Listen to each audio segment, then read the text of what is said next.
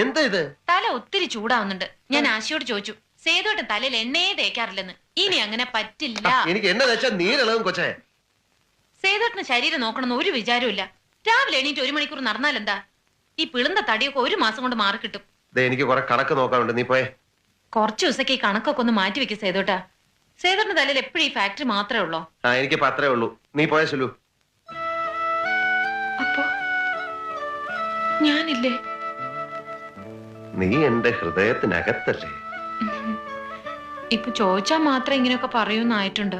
പണ്ടൊക്കെ നീ പോയി വെള്ളം ചൂടായി നോക്കി. അതൊക്കെ ചൂടായി കഴിഞ്ഞു. എന്നാ പോയി കുളിക്കേ. ആദ്യം മുതലേയുള്ള എന്റെ ഒരു ആഗ്രഹം പറയട്ടെ സേതുവേട്ടാ. ഒരുപാട് വലുതാണെങ്കിൽ പറയണ്ട. അത്ര വലുതൊന്നുമല്ല. എന്നാ പറ.